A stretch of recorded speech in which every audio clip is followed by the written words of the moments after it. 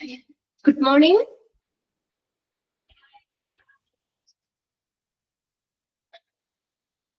കേൾക്കാൻ പറ്റുന്നില്ലേ നിങ്ങൾക്ക്? ക്ലിയർ അല്ലേ?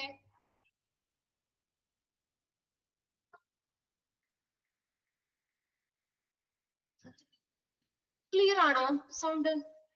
ഓക്കെ. ഇപ്പൊ നമ്മൾ കഴിഞ്ഞ ക്ലാസ്സിലല്ല, 1-2 ക്ലാസ്സുകളായി നമ്മള് നാബിന്റെ കീ പെർഫോമൻസ് ഇൻഡിക്കേറ്റേഴ്സ് ആയിരുന്നു പറഞ്ഞുകൊണ്ടിരുന്നത്.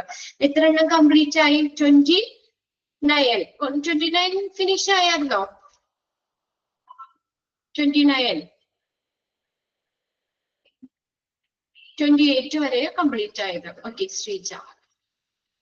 അപ്പോ നെക്സ്റ്റ് 29 ആണ്. ഫോർമുല നോക്കാം നമുക്ക്. Percentage of near misses. Percentage of near misses 29 ആണ് കേട്ടോ. പെർസെന്റേജ് ഓഫ് നിയർ മിസ്സസ് നോക്കിയേ. A near miss is an unplanned event that did not end in an injury, illness or damage, but had the power to do so. എന്താ പറഞ്ഞേക്കുന്നത്? Near miss എന്ന് പറഞ്ഞ എന്താണ്? It's an unplanned event. നമ്മൾ plan ചെയ്യാത്ത, ആസൂത്രണം ചെയ്യാത്ത ഒരു സംഭവമാണ്. That did not end in an injury. ഇഞ്ചുറിയിലോ ഇൽനെസ്സിലോ അല്ലെങ്കിൽ ഡാമേജിലോ അതിനൊന്നും കാരണമാകുന്നില്ല. പക്ഷേ എന്താണ്? But had the power to do so. അപ്പൊ അങ്ങനെ ഇപ്പൊ ഇഞ്ചുറി പറ്റാൻ, അല്ലെങ്കിൽ ഇൽനെസ് പറ്റാൻ, ഡാമേജ് പറ്റാൻ വരാനുള്ള ഒരു പവർ ഉണ്ട്. പക്ഷെ എന്താ? നമ്മള് ജസ്റ്റ് മിസ്സായെന്ന് നമ്മൾ പറയൂലേ? ഇപ്പൊ എന്തെങ്കിലും ഒരു അപകടം ഇപ്പൊ നമ്മൾ പറയും ജസ്റ്റ് മിസ്സായി, നമ്മള് ജസ്റ്റ് മിസ് എന്ന് പറയും. അതായത് എന്താ? അതിലേക്ക് ആ ഒരു ഇഞ്ചുറിക്കോ ഇൽനെസിനോ ഡാമേജിനോ ഉള്ള ഒരു പവർ ഉണ്ട്. പക്ഷേ എന്താണ്? അതില് എത്തിപ്പെടുന്നില്ല, അല്ലെങ്കിൽ അതിലേക്ക് എത്തിച്ചേരുന്നില്ല. Is an unplanned event. ആസൂത്രണം നമ്മൾ നേരത്തെ മുൻകൂട്ടി ആസൂത്രണം ചെയ്ത് വെച്ചേക്കുന്ന കാര്യമല്ല. ഇസ് ആൻ അൺപ്ലാൻഡ് ഇവന്റ് എന്ന് പറഞ്ഞിട്ടുണ്ട്. അത് ആസൂത്രണം ചെയ്യാതെ നടക്കുന്ന ഒരു കാര്യമാണ്. ഒരു ഇഞ്ചുറിയിനോ ഇൽനെസിനോ ഡാമേജിനോ കാരണമായേക്കാവുന്ന ഒരു സംഭവമാണ്. പക്ഷെ അതിന് ചാൻസ് ഉള്ള ഒരു സംഭവമാണ്. പക്ഷെ എന്താ? അതിലേക്ക് എത്തിപ്പെടുന്നില്ല. Errors that did not result in patient harm but could have then can be classified as a near misses. അതിനെ നമ്മൾ പറയുന്ന പേഷ്യന്റ് ഹാം, പേഷ്യന്റിന് ഒരു ദോഷത്തിലേക്കൊന്നും വരുന്നില്ല. ആ എറർ എന്താ?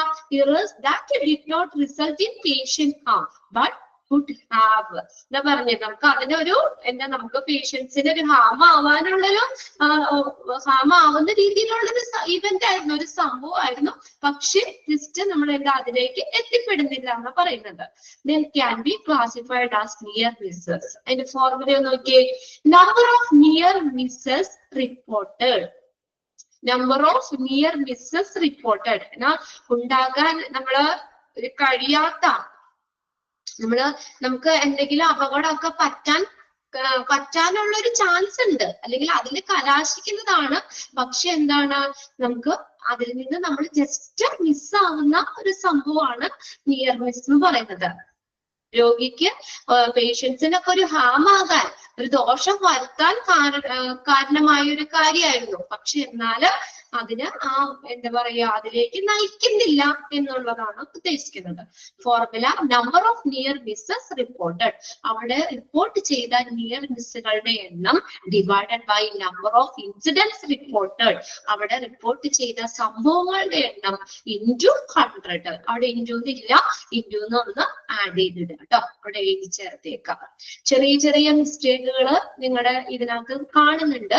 ഞങ്ങളുടെ ശ്രദ്ധയിൽപ്പെടുന്നതുണ്ടെങ്കിൽ അപ്പൊ തന്നെ അതൊന്ന് കറക്റ്റ് ചെയ്യാൻ നിങ്ങളോട് പറഞ്ഞു തരുന്നുണ്ട്. അത് നിങ്ങൾ കൃത്യമായിട്ട് അത് നോട്ട് ചെയ്തെടുക്കാം കേട്ടോ.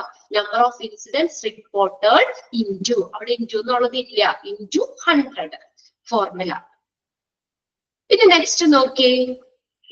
Incidents of needle stick injuries. Needle stick injuries, നീഡിലോ അല്ലെങ്കിൽ ഏതെങ്കിലും ഷാർപ്പ് ഒബ്ജക്ട്സ് കൊണ്ടോ ഉണ്ടായേക്കാവുന്ന മുറിവ്, അങ്ങനെ സംഭവിക്കുന്ന അപകടം. Okay. Incidents of needle stick injuries. Needle stick injury is a perforate stab wound. Stab എന്ന് പറഞ്ഞു കഴിഞ്ഞാല് എന്താ, കുത്തുക. Stab wound. എന്തെങ്കിലും നമ്മളൊരു നീഡില് പോലെയുള്ള സാധനങ്ങളൊക്കെ നമ്മുടെ ബോഡിയിലേക്ക് കുത്തുന്നത് മൂലമൊക്കെ ഉണ്ടാകാവുന്ന ഒരു മുറിവ്, injury. Needle stick injury is a perforating, സുഷിരം, perforating stab wound from needle. നീഡിലും കൊണ്ട് അല്ലെങ്കിൽ ബ്രാക്കറ്റിൽ കൊടുത്തിട്ടുണ്ട് or other sharp objects. നീഡിലോ അല്ലെങ്കിൽ മറ്റുള്ള ഷാർപ്പ്, മൂർച്ചയുള്ള ഏതെങ്കിലും ഒബ്ജക്ട്സുകൾ കൊണ്ടോ ഒക്കെ സംഭവിച്ചേക്കാവുന്ന ഒരു wound. അതിനെയാണ് എന്തെന്ന് പറയുന്നത്, നീഡിൽ സ്റ്റിക്ക് ഇഞ്ചുറി എന്നതുകൊണ്ട് ഉദ്ദേശിക്കുന്നത്. അത് മൂലം കുത്തുമ്പോൾ നമുക്ക് വരുന്ന ഒരു എന്താ ഇഞ്ചക്ഷൻ, അല്ലെങ്കിൽ നമുക്കൊരു എന്തെങ്കിലും ഒരു ഷാർപ്പ് ഒബ്ജക്ട് നമ്മുടെ കയ്യിൽ കൊള്ളുന്ന കുത്തുമ്പോഴത്തേക്ക് അവിടെ കളഞ്ഞു പോകും അല്ലെ, കളഞ്ഞു കയറും. അവിടെ നിന്ന് എന്ത് വരുന്നു, ബ്ലഡ് ഒക്കെ പുറത്തേക്ക് വരും. അങ്ങനെയുള്ള ഒരു സംഭവമാണ്. Needle stick injury is a perforating stab wound from needle or other sharp objects that may result in, അതിന്റെ ഫലം എന്താ, result in exposure to blood or other body fluid. ബ്ലഡോ, അപ്പൊ ആ ബോഡി കൂടെ, അപ്പൊ ആ ഇഞ്ചുറി കൂടെ, ആ മുറിവിൽ കൂടെ നമുക്ക് ബ്ലഡോ അല്ലെങ്കിൽ മറ്റുള്ള ബോഡി ഫ്ലൂയിഡ്സ് ഒക്കെ പുറത്തേക്ക് വരാം. Needle stick injuries are both caused by needle that accidentally puncture the skin. നമ്മുടെ സ്കിന്നിനെ ആക്സിഡന്റലി, അപ്രതീക്ഷിതമായിട്ട് ഇത് പെട്ടെന്നൊക്കെ എന്താ നമ്മുടെ സ്കിന്നിനെ എന്ത് ചെയ്യുന്നു, ഡാമേജ് ആക്കുന്നു അല്ലെങ്കിൽ പഞ്ചർ ആക്കുന്നു. Needle stick injuries are wound caused by needles. Needle കൊണ്ട് അല്ലെങ്കിൽ ഏതെങ്കിലും ബ്രാക്കറ്റിൽ തന്നിട്ടുണ്ട് ഷാർപ്പ് ഒബ്ജക്ട്സ് കൊണ്ടോ അപ്രതീക്ഷിതമായി ഉണ്ടാകാവുന്ന ഒരു കാര്യമാണ്. അത് നമ്മുടെ സ്കിന്നിന് ഡാമേജ് ഉണ്ടാക്കുന്നു. അവിടെ നോക്കിയ formula, number of parenteral. Parenteral എന്ന് പറഞ്ഞാല് any injury caused by sharp objects. അതാണ് പാരന്റൽ എന്ന് പറഞ്ഞിരിക്കുന്നത്. Any injury caused by any sharp object. Needle തന്നെ ആവണമെന്നില്ല, ഏതെങ്കിലും ഷാർപ്പ് ഒബ്ജക്ട്സ് കൊണ്ടോ ഉണ്ടാകാവുന്ന ഇഞ്ചുറി. ഇതാണ് പാരന്റൽ എന്ന് പറയുന്നത്. Number of parental exposure divided by number of inpatient days. അവിടെ ഇൻപേഷ്യന്റ് ഡേയ്സ് എത്ര എണ്ണം ഉണ്ടോ നോക്കും, ഇൻറ്റു 1000. 1000 പേഷ്യന്റ് ഡേ ആണ് ഉദ്ദേശിക്കുന്നത്, അതുകൊണ്ടാണ് 1000 കൊണ്ട് മൾട്ടിപ്ലൈ ചെയ്യുന്നത്. Okay, number of parental exposure divided by number of inpatient days into 1000. ഇനി 31 നോട്ട് ചെയ്തിടുക കേട്ടോ. 31 ഒന്ന് ടിക്കറ്റ് വെച്ചോളാം. നോക്കിയേ, appropriate handover during shift changes to be done separately for doctors and nurses per patient per shift. നമുക്കറിയാം duty എപ്പോഴും ഒരേ nurse തന്നെയാണെന്നില്ല, duty time മാറും അല്ലെ. മോർണിംഗില് night ഒക്കെ ഷിഫ്റ്റ് ചേഞ്ച് ചെയ്യും. അപ്പോൾ ഡ്യൂട്ടി ചേഞ്ച് ചെയ്യുമ്പോൾ എന്ത് ചെയ്യണം, നേഴ്സോ ഡോക്ടറോ ഒക്കെ അപ്രോപ്രിയേറ്റ് ആയിട്ട് ആ പേഷ്യൻസിന്റെ കാര്യങ്ങൾ ഹാൻഡ് ഓവർ ചെയ്യണം. എങ്കിലാണ് അതിന്റെ കണ്ടിന്യൂസ് ട്രീറ്റ്മെന്റ് കൊടുക്കാൻ പറ്റുള്ളൂ. ഇപ്പൊ നൈറ്റ് നിൽക്കുന്ന, നൈറ്റ് ഷിഫ്റ്റിന് കയറുന്ന ആ നേഴ്സ്, അപ്പൊ ആ ഡേയില് ജോലി ചെയ്തിറങ്ങിയ നേഴ്സ് എന്തൊക്കെ കാര്യങ്ങളാണ് ചെയ്തേക്കുന്നത്, അവരിറങ്ങുന്ന ആ ടൈം, ഡ്യൂട്ടി വിടുന്ന ആ ടൈം വരെ എന്തൊക്കെ മെഡിസിൻസ് ആണ് കൊടുത്തേക്കുന്നത്, എന്തൊക്കെയാണ് ചെയ്തേക്കുന്നത് എന്നുള്ളതിന്റെ ഒരു ഇത് എന്ത് ചെയ്യണം, ഹാൻഡ് ഓവർ ചെയ്യണം. നെക്സ്റ്റ് നൈറ്റ് ഡ്യൂട്ടിക്ക് വരുന്ന നേഴ്സിനോട് ഹാൻഡ് ഓവർ ചെയ്യണം. അതായത് റെക്കോർഡ്, ആ റെക്കോർഡിൽ അവർ കറക്റ്റ് ആയിട്ട് എന്തൊക്കെയാണ് ചെയ്തതെന്നുള്ള കാര്യങ്ങളൊക്കെ അവിടെ നോട്ട് ചെയ്തിട്ടുണ്ടോ. അതുപോലെ തന്നെ നമ്മൾ ഡോക്ടേഴ്സിനെ നമ്മൾ എന്താ, അവര് ഷിഫ്റ്റ് മാറുമ്പോഴും ഇതുപോലെ ഇതിന് മുന്നേ ഇപ്പൊ നൈറ്റിൽ ഇരിക്കുന്ന ഡോക്ടർ ആവില്ല ഡേയിൽ ഇരിക്കുന്നേ, നൈറ്റ് ഡ്യൂട്ടിയിൽ ഇരിക്കുന്ന ഡോക്ടർ ആവില്ല. അപ്പൊ നമ്മൾ പെട്ടെന്ന് ഒരു വയ്യാതെയൊക്കെ ആയി കഴിഞ്ഞാൽ നൈറ്റ് ഡ്യൂട്ടിയുടെ ഡോക്ടറെ കണ്ടു കഴിഞ്ഞാൽ എന്തൊക്കെ മരുന്നുകളാണ് കൊടുത്തേക്കുന്ന കാര്യങ്ങളെല്ലാം എന്ത് ചെയ്യണം, അവിടെ റെക്കോർഡിങ്ങിൽ എഴുതി വെക്കുക ചെയ്യുന്നേ. പിന്നെ നമ്മൾ രാവിലെ നമ്മൾ വീണ്ടും ചെന്ന് കണ്ടാല് അപ്പൊ ആ ഡോക്ടർ, നമ്മൾ കാണുന്ന ചെയ്യണമെന്നാ. പിന്നെ ഡെയിലി ഷിഫ്റ്റിൽ ഇരിക്കുന്ന ഡോക്ടർ ഇത് നോക്കിക്കഴിഞ്ഞാൽ അപ്പൊ പറയുമല്ലോ ഇന്നലെ വന്നായിരുന്നു, അല്ലെങ്കിൽ ഡോക്ടർ നോക്കി അറിയാം. അപ്പൊ അതിന് മുന്നേ എന്തൊക്കെ കാര്യങ്ങൾ ചെയ്തേക്കുന്നത് എന്നുള്ളത് നമുക്ക് മനസ്സിലാക്കാൻ പറ്റും. എങ്കിൽ മാത്രമാണ് ഡോക്ടറിന് കണ്ടിന്യൂസ്. അപ്പൊ ഇന്നലെ കൊടുത്ത മരുന്ന് വീണ്ടും കൊടുക്കേണ്ട ആവശ്യമില്ലല്ലോ. അപ്പൊ അല്ലെങ്കിൽ അതിന്റെ കണ്ടിന്യൂറ്റി കിട്ടാൻ വേണ്ടിയിട്ട് ഈ ഷിഫ്റ്റ് ചേഞ്ച് ചെയ്യുമ്പോൾ നേഴ്സും ഡോക്ടറും ഒക്കെ എന്ത് ചെയ്യണം, ഈ ഹാൻഡ് ഓവർ ചെയ്യണം. ഈ ഷിഫ്റ്റ് ചേഞ്ച് ചെയ്യുമ്പോൾ ആ റെക്കോർഡ് പേഷ്യൻസിനായിട്ട് റിലേറ്റ് ചെയ്യുന്ന കാര്യങ്ങളൊക്കെ എന്ത് ചെയ്യാം, ഹാൻഡ് ഓവർ ചെയ്യണം. അങ്ങനെ എത്ര ശതമാനം ആളുകളൊക്കെ അല്ലെങ്കിൽ എത്ര നഴ്സുകള് ഡോക്ടേഴ്സ് ഒക്കെ പ്രോപ്പറായിട്ട് ഹാൻഡ് ഓവർ ചെയ്യുന്നുണ്ട്, അതാണ് നോക്കുന്നത്. നോക്കിയേ, total number of hand over done appropriately. Appropriate ആയിട്ട് ഹാൻഡ് ഓവർ ചെയ്തിട്ടുള്ള ടോട്ടൽ നമ്പർ. എത്ര ഇത് ഹാൻഡ് ഓവർ അപ്രോപ്രിയേറ്റ് ആയിട്ട് ഹാൻഡ് ഓവർ ചെയ്തിട്ടുണ്ട്, divided by total number of hand over opportunities. Hand over ചെയ്യാനുള്ള അവസരങ്ങളുടെ എണ്ണം കൊണ്ട് ഡിവൈഡ് ചെയ്യുക, ഇൻറ്റു 100 ചെയ്യുക. ഫോർമുല ടിക്കിട്ട് വെച്ചിട്ടോ.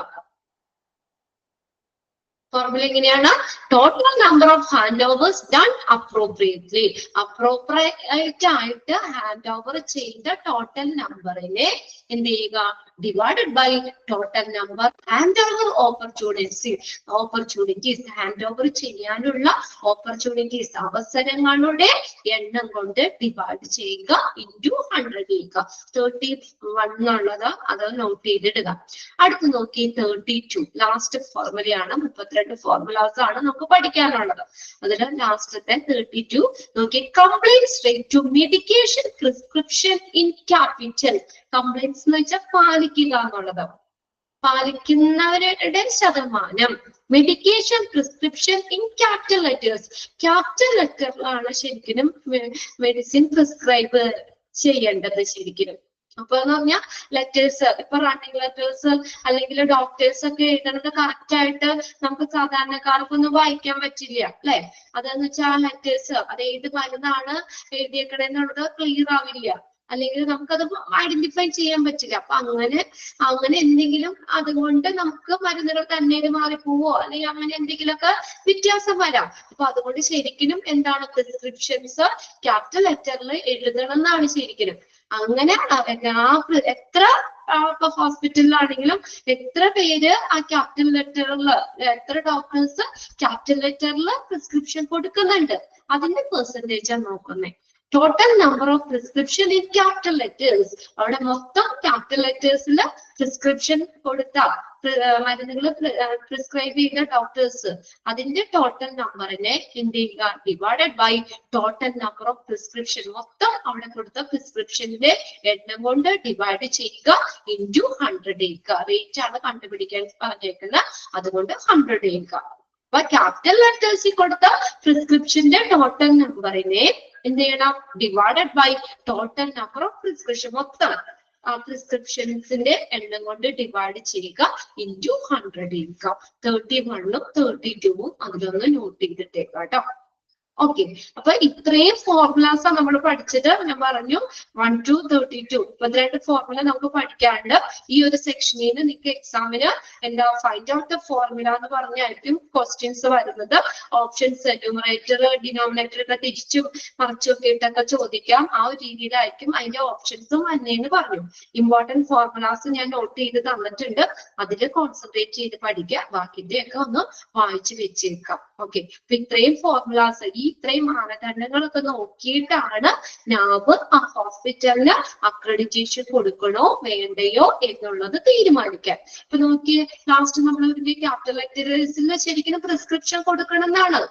അപ്പൊ അങ്ങനെ ആ ഹോസ്പിറ്റലിൽ എത്ര ശതമാനം ഏതാണ് 23rd എന്താണ് പറഞ്ഞത്, 23rd waiting time for diagnosis. ഇതെന്താണ്, നമ്മള്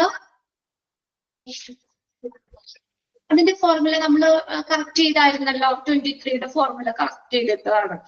അതിന്റെ ന്യൂമറേറ്ററിനും ഡിനോമിനേറ്ററും തിരിഞ്ഞെടുക്കായിരുന്നു. അത് ഞാൻ ക്ലാസ്സിൽ തന്നെ കറക്റ്റ് ചെയ്ത് തന്നിട്ടുണ്ട്.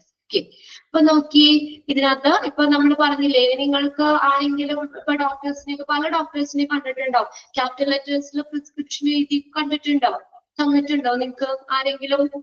അങ്ങനെ ഏതെങ്കിലും ഡോക്ടേഴ്സ് ക്യാപിറ്റൽ ലെറ്റേഴ്സിൽ പ്രിസ്ക്രിപ്ഷൻ എഴുതി കണ്ടിട്ടുണ്ടോ? ഉണ്ടോ? യെസ്, ഓക്കെ, അതാണ് ശരിക്കും ആ രീതിയിൽ ഫോളോ ചെയ്യണം എന്നാണ് പറഞ്ഞേക്കുന്നത്. ക്യാപിറ്റൽ ലെറ്റേഴ്സിൽ തന്നെ പ്രിസ്ക്രിപ്ഷൻ എഴുതണം. സ്മോൾ ലെറ്റേഴ്സിലൊക്കെ എഴുതുമ്പോൾ മെഡിസിൻസ് ഒക്കെ എല്ലാം ക്ലിയർ ആവുന്നില്ല, വായിക്കണേ മിസ്റ്റേക്കോ കാര്യങ്ങളൊക്കെ വരാം. ശരിക്കും എന്താണ് ഇപ്പൊ നാബിന്റെ ഒക്കെ ആണെങ്കിലും അതിന്റെ ആ ഒരു മാനദണ്ഡങ്ങൾ വെച്ച് നോക്കുമ്പോൾ അതിന്റെ പ്രത്യേകം പറയുന്നുണ്ട്, ക്യാപിറ്റൽ ലെറ്റേഴ്സിൽ പ്രിസ്ക്രിപ്ഷൻ എഴുതിയതിന്റെ പെർസെന്റേജ് നോക്കും. ആ ഹോസ്പിറ്റലിൽ മൊത്തം പ്രിസ്ക്രിപ്ഷൻ എഴുതിയത് എത്ര ക്യാപിറ്റൽ ലെറ്റേഴ്സിൽ പ്രിസ്ക്രിപ്ഷൻ അവിടെ കൊടുക്കുന്നുണ്ട് എന്നാണ് അതിന്റെ പെർസെന്റേജ് കണ്ടുപിടിക്കുക. ഓക്കെ, ഇത്രയും ഫോർമുലാസ് ആണ് 32 വരെയും 31ഉം 32ഉം നിങ്ങളൊന്ന് നോട്ട് ചെയ്തിട്ടേക്കാം പ്രത്യേകം. ഞാൻ പെട്ടെന്ന് ഒന്നുകൂടി ഞാനത് പറഞ്ഞു തരാം. അതിന്റെ നോട്ട് ചെയ്തിട്ടത് ഒന്ന് കറക്റ്റ് അല്ലേ എന്നുള്ളത് നോക്കാം കേട്ടോ. Gynaecologist from district hospital Palakkad. Okay, first 1 ഞാൻ നമ്പേഴ്സ് മാത്രം ഒന്ന് പറയുന്നുള്ളൂ. നിങ്ങൾ ടിക്ക് ഇട്ടത് നിങ്ങൾക്ക് ആവശ്യമുണ്ടെങ്കിൽ ഒന്ന് ചെക്ക് ചെയ്ത് നോക്കാം കേട്ടോ. ഓക്കെ ആണെന്നുള്ളവർ നോക്കണമെന്നില്ല, ഇനി ഏതെങ്കിലും വീട്ടിൽ പോയിട്ടുണ്ടെങ്കിൽ കറക്റ്റ് ചെയ്യണമെന്നുണ്ടെങ്കിൽ നോക്കുക. The time taken four initial assessment, അത് ഞാൻ അങ്ങനെ പറയുന്നില്ല കേട്ടോ. ഇനി നമ്പർ മാത്രം പറയാം. 1, 4, 7, 9, 10,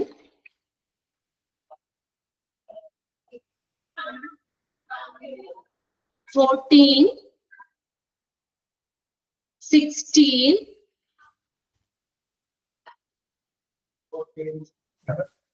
13 അടയാളപ്പെടുത്തിയായിരുന്നു നമ്മള്. 13 ആയിരുന്നോ? ഇല്ല അല്ലെ. ഓക്കെ, 14 ഇല്ല. Okay,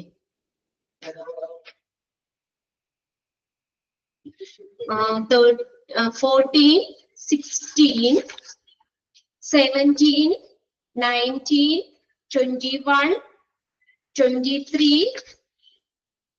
24, then 28, 31, 32. ഓക്കെ, തേർഡ് ഉണ്ടായിരുന്നു എന്ന് മെസ്സേജ് ചെയ്തിട്ടുണ്ട്. 1ഉം 4ഉം അല്ലേ നമ്മൾ പറഞ്ഞത്? 1, 4 ആണ്. ഓക്കെ, ഇത്രയൊക്കെയാണ് ഇമ്പോർട്ടന്റ്. എന്ന് പറഞ്ഞാൽ പ്രീവിയസ് ക്വസ്റ്റ്യൻ പേപ്പറിൽ റിപ്പീറ്റ് ചെയ്ത് ചോദിച്ചേക്കുന്ന ഫോർമുലാസ് ആണ്. അതായത് അതൊക്കെ ഒന്ന് നോക്കി വെക്കാം. ഇനി നെക്സ്റ്റ് ലാസ്റ്റ് ഒരു ചെറിയ സെക്ഷൻ കൂടി ഉള്ളൂ, ഈ ചാപ്റ്റർ കഴിയും. ഇതാണ് job description or responsibility of hospital quality manager. Hospital quality മാനേജറിന്റെ ജോബ് ഡിസ്ക്രിപ്ഷൻ, അദ്ദേഹത്തിന്റെ ജോലി എന്തൊക്കെയാണ്, എന്തൊക്കെ കാര്യങ്ങളാണ് ചെയ്യുന്നത്, അല്ലെങ്കിൽ റെസ്പോൺസിബിലിറ്റി, അദ്ദേഹത്തിന്റെ ഉത്തരവാദിത്തങ്ങൾ എന്തൊക്കെയാണെന്നുള്ളതാണ് നെക്സ്റ്റ് നോക്കുന്നത്. Okay, the quality manager in hospital should support the quality assurance program cell at the hospital. ഇപ്പൊ ഹോസ്പിറ്റലിലെ quality assurance program cell, quality ഗുണമേന്മ ഉറപ്പുവരുത്തുന്നതിന് വേണ്ടിയിട്ടുള്ള പ്രോഗ്രാമുകൾ, കാര്യങ്ങള് ഇതിനെയൊക്കെ സപ്പോർട്ട് ചെയ്യുക, അതിന് വേണ്ട പിന്തുണ കൊടുക്കുക എന്നുള്ളത് ക്വാളിറ്റി മാനേജറിന്റെ ഒരു റെസ്പോൺസിബിലിറ്റിയിൽ വരുന്നതാണ്. ആൻഡ് ബി അക്കൗണ്ടബിൾ, പിന്നെ അതുകൂടാതെ അദ്ദേഹത്തിന് ഒരു ഉത്തരവാദിത്വം ഉണ്ട്. എന്താണ്? Four designing and establishing quality procedures, standards and specification in hospital. ഹോസ്പിറ്റലിലെ ക്വാളിറ്റിയുമായിട്ട് ബന്ധപ്പെട്ട് വരുന്ന നടപടിക്രമങ്ങള്, പ്രൊസീജിയർ, സ്റ്റാൻഡേർഡ്, മാനദണ്ഡങ്ങള്, സ്പെസിഫിക്കേഷൻ, നിർദ്ദേശങ്ങള്, ക്വാളിറ്റിയുമായിട്ട് ബന്ധപ്പെട്ട് വരുന്ന നിർദ്ദേശങ്ങള്, ഇതിനെയൊക്കെ ഡിസൈൻ ചെയ്യാൻ, രൂപകൽപ്പന ചെയ്യാനും സ്ഥാപിക്കുന്നതിനും ഉള്ള ഉത്തരവാദിത്തം quality മാനേജറിനുണ്ട്. Okay, and accountable for designing and establishing quality procedures, standards and specification in hospital. He or she must encourage quality improvement in all the process and procedure of the hospital and share report. She must encourage ചെയ്യാന്ന് വെച്ചാൽ പ്രോത്സാഹിപ്പിക്കുക. She or he must encourage quality improvement in all the process and the procedure of the hospital. ഹോസ്പിറ്റലിലെ quality improve ചെയ്യുന്നതിന് വേണ്ടിയിട്ടുള്ള പ്രോസസ്സുകള്, procedures, അതിനുള്ള നടപടിക്രമങ്ങള് ഇതിനെയൊക്കെ പ്രോത്സാഹിപ്പിക്കുകയും and share റിപ്പോർട്ട്സുകള് എന്താ ഷെയർ ചെയ്യുക. റിപ്പോർട്ടുകൾ ഇവിടെ സൂക്ഷിക്കുന്ന റിപ്പോർട്ടുകൾ അല്ലെങ്കിൽ ക്വാളിറ്റി മെയിൻറ്റെയിൻ ചെയ്യുന്നതിനുള്ള റിപ്പോർട്ടുകൾ കാര്യങ്ങളൊക്കെ എന്ത് ചെയ്യുക, ഷെയർ ചെയ്യുകയും വേണം, അത് പങ്കിടുകയും ചെയ്യണം. He or she must encourage quality improvement in the process and the procedures of the hospital and share reports. ഇനി key job responsibilities ആണ്. വായിച്ചു പോയാൽ മതി. അത് അങ്ങനെ ചോദിച്ചു കണ്ടിട്ടില്ല, ജസ്റ്റ് ഒന്ന് നിങ്ങളൊന്ന് വായിച്ചു വെച്ചേക്കാം. കീ ജോബ് റെസ്പോൺസിബിലിറ്റി, ക്വാളിറ്റി മാനേജറിന്റെ ജോബ് റെസ്പോൺസിബിലിറ്റിയാ പറയുന്നത്. എൻഷുറിങ്, എൻഷുർ ചെയ്യാന്ന് വെച്ചാൽ എന്താ, ഉറപ്പുവരുത്തുക. Ensuring good quality non-clinical services such as infection prevention, security, diet. അതൊക്കെ ഇൻഫെക്ഷനെ പ്രിവെന്റ് ചെയ്യുന്ന, തടയുന്ന ഇൻഫെക്ഷൻ പ്രിവെൻഷൻ, സെക്യൂരിറ്റി, സുരക്ഷ ഉറപ്പാക്കുന്ന, ഡയറ്റ് തുടങ്ങിയ നോൺ ക്ലിനിക്കൽ സർവീസുകൾ അതിന് നല്ല ക്വാളിറ്റി എൻഷുർ ചെയ്യുക, ഉറപ്പുവരുത്തുക. Ensuring good quality ഏതിന്റെ non clinical services. Non clinical അല്ല, ചികിത്സാപരമല്ലാത്തത്. ക്ലിനിക്കൽ എന്ന് പറഞ്ഞാൽ ചികിത്സാ സംബന്ധമായിട്ടുള്ള, ഇവിടെ നോൺ ക്ലിനിക്കൽ സർവീസുകൾ അതിന്റെ നല്ല ക്വാളിറ്റി എൻഷുർ ചെയ്യുക, ഉറപ്പുവരുത്തുക. ക്ലിയർ ആയില്ലേ first point? Ensuring good quality non clinical services such as ഏതൊക്കെയാ, ഇൻഫെക്ഷൻ പ്രിവെൻഷൻ, സെക്യൂരിറ്റി, ഡയറ്റ് തുടങ്ങിയ നോൺ ക്ലിനിക്കൽ സർവീസിന്റെ ക്വാളിറ്റി, നല്ല ക്വാളിറ്റി എൻഷുർ ചെയ്യുക, ഉറപ്പുവരുത്തുക. നെക്സ്റ്റ് നോക്കിയേ, ensuring clean surroundings, OPD area, ward, labour room, operation theatre and patient amenities. Amenities എന്ന് പറഞ്ഞ് പഠിച്ചിട്ടുണ്ടല്ലോ, എന്താണ്, ഫെസിലിറ്റികൾ, സൗകര്യങ്ങൾ. And outsourced services. Outsourced service എന്ന് പറഞ്ഞാൽ നമ്മൾ പുറത്ത് കൊടുത്ത് ചെയ്യിക്കുന്ന കാര്യങ്ങളൊക്കെ, ഇപ്പൊ ലോട്ടറി അതിഥീനൊക്കെ തുണിത്തരങ്ങൾ കുറച്ച് പുറത്തൊക്കെ കൊടുത്ത് വാഷ് ചെയ്യും, അങ്ങനെയുള്ള സർവീസുകൾ ഉണ്ടല്ലോ. അപ്പൊ അങ്ങനെയുള്ള പുറത്ത് കൊടുത്ത് ചെയ്യിക്കുന്നതിനെയാണ് ഔട്ട്സോഴ്സ് സർവീസ് എന്ന് പറയുന്നത്. അപ്പൊ അതിന്റെ എല്ലാം എന്ത് ചെയ്യുക, അതിന്റെ വേണ്ടിയുള്ള ഒരു ക്ലീൻ സറൗണ്ടിങ്സ്, ഒരു വൃത്തിയായിട്ടുള്ള ഒരു അന്തരീക്ഷം ഉറപ്പുവരുത്തുക. എവിടെ? OPD area, ward, labour room, operation theatre and patient amenities and outsourced service. ഇതിന്റെ ഒരു നല്ലൊരു ക്ലീൻ സറൗണ്ടിങ്സ് എൻഷുർ ചെയ്യുക. ഇവിടെയൊക്കെ നല്ലൊരു അന്തരീക്ഷം, വൃത്തിപരമായിട്ടുള്ള ഒരു അന്തരീക്ഷം ഉറപ്പുവരുത്തുക. നെക്സ്റ്റ് നോക്കിയേ, periodical evaluation of hospital on quality checklist and reach at the score for the facility. Periodical evaluation of hospital on quality checklist.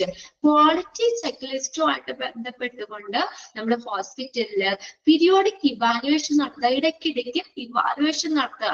അതുകൊണ്ട് ആ ക്വാളിറ്റി ചെക്ക്ലിസ്റ്റും ആയിട്ട് നമ്മൾ നോക്കിക്കൊണ്ട്, അല്ലെങ്കിൽ അത് നിലനിർത്തിക്കൊണ്ട് തന്നെ നമ്മൾ ഹോസ്പിറ്റലില് ഇടയ്ക്കിടയ്ക്ക് ഇവാലുവേഷൻ നടത്തുക. And reach at A score for the facility. അതിലേക്ക് ആ ഒരു സ്കോറിലേക്ക് എത്തിക്കാൻ വേണ്ടിയുള്ള എല്ലാ ഫെസിലിറ്റികളും സൗകര്യങ്ങളും ചെയ്തു കൊടുക്കുക. അപ്പൊ ക്വാളിറ്റി ചെക്ക് ലിസ്റ്റിൽ പറയുന്ന ആ ഒരു സ്കോർ ഇപ്പൊ എങ്ങനെയൊക്കെ ഏതൊക്കെ ചെയ്യണം, അതൊക്കെ ക്വാളിറ്റിയുമായി ബന്ധപ്പെട്ട് വരുന്നതാണ് അത്. അപ്പൊ അതിലേക്ക് എത്തിച്ചേരുന്നതിന് വേണ്ടി ഇടയ്ക്കിടയ്ക്കൊക്കെ പീരിയോഡിക് ഇവാലുവേഷൻ നടത്തുക. എന്നിട്ട് എന്ത് ചെയ്യുക, ആ സ്കോറിലേക്ക് എത്തിക്കുക. ഫെസിലിറ്റി സൗകര്യത്തിലൂടെ നമുക്ക് ആ ഒരു ആ ഒരു സ്കോറിലേക്ക് എത്തിക്കുക എന്നുള്ളത്. നെക്സ്റ്റ് നാലാമത്തെ നോക്കി, identification of gaps or gap analysis. പഠിച്ചിട്ടുണ്ടോ നേരത്തെ ഗ്യാപ്പ് അനാലിസിസ് എന്താന്ന്? പഠിച്ചിട്ടുണ്ടോ? ഗ്യാപ്പ് അനാലിസിസ് പഠിച്ചിട്ടുണ്ടോ? കേട്ടിട്ടുണ്ടോ? ഗ്യാപ്പ് അനാലിസിസ് ശ്രീജ, ആളോ പറഞ്ഞ ഇല്ല. ഗ്യാപ്പ് അനാലിസിസ് എന്ന് പറഞ്ഞാല് ഒരു ഹോസ്പിറ്റലിന്റെ നിയമങ്ങൾക്കും നയങ്ങൾക്കും ഉള്ളിൽ നിന്നുകൊണ്ട് എന്താ ഒരു ഹോസ്പിറ്റലിന്റെ നിയമങ്ങൾ, ഹോസ്പിറ്റലിലെ ചില റൂൾസ് കാര്യങ്ങൾ ഉണ്ടാവുമല്ലോ. ഹോസ്പിറ്റലിലെ നിയമങ്ങൾക്കും നയങ്ങൾക്കും ഉള്ളിൽ നിന്നുകൊണ്ട് ആ ഗുണനിലവാരത്തിന്റെ അഭാവം, ഡെഫിഷ്യൻസി, അതിന്റെ കുറവ്, ഗുണനിലവാരത്തിന്റെ അഭാവം എവിടെയാണെന്ന് ക്വാളിറ്റി മാനേജർ വിലയിരുത്തുന്നു. ഇതിനെയാണ് ഗ്യാപ്പ് അനാലിസിസ് എന്ന് പറയുന്നത്. എന്താ ഹോസ്പിറ്റലിലെ നിയമങ്ങൾക്കും നയങ്ങൾക്കും ഉള്ളിൽ നിന്നുകൊണ്ട് ആ ഗുണനിലവാരത്തിന്റെ അഭാവം എവിടെയാണെന്ന് ക്വാളിറ്റി മാനേജർ എന്ത് ചെയ്യുന്നു, വിലയിരുത്തുന്നു. അതിനെയാണ് ഗ്യാപ്പ് അനാലിസിസ് എന്ന് പറയുന്നത്. ഇനി ഇവിടെ നോക്കിയേ, ഐഡന്റിഫിക്കേഷൻ ഓഫ് ഗ്യാപ്പ് എന്ന് പറഞ്ഞ എന്താ ഇതില് ഇപ്പൊ നമ്മളിപ്പോ അത് എന്താ പറയാ, എവിടെയാ ഈ അതിന്റെ അഭാവം എവിടെയാന്ന് നമ്മൾ കണ്ടുപിടിച്ചല്ലോ.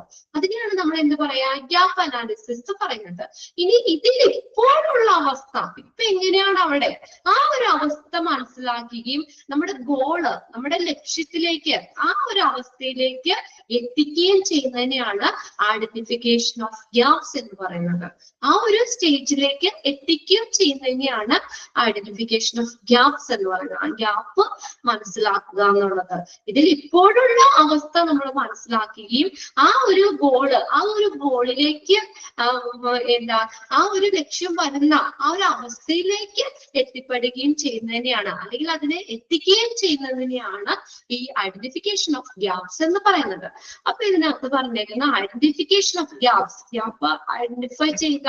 Then development action plan under the supervision of in charge of the hospital and to monitor complaints.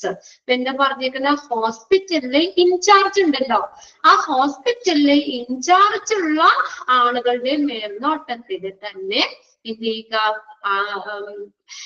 ഈ ഡെവലപ്പ് ആക്ഷൻ പ്ലാനുകൾ, പ്രവർത്തന പദ്ധതികൾ വികസിപ്പിക്കുക. Develop action plan under the supervision of in charge of the hospital. ആ ഹോസ്പിറ്റലിലെ in charge ഉള്ള അദ്ദേഹത്തിന്റെ മേൽനോട്ടത്തിൽ തന്നെ എന്ത് ചെയ്യുക, പ്രവർത്തന പദ്ധതികൾ വികസിപ്പിക്കുക. ആൻഡ് മോണിറ്റർ കംപ്ലൈന്റ്സ് പരിപാലിക്കുക. മോണിറ്റർ ചെയ്യുക, നിരീക്ഷിക്കുക, എന്നിട്ട് അതെന്ത് ചെയ്യുക, മോണിറ്റർ ചെയ്യുക, അത് പരിപാലിക്കുക. ഫെസിലിറ്റേറ്റ്, അഞ്ചാമത്തെ പോയിന്റ് ആണ് facilitate count of meeting related to quality certification.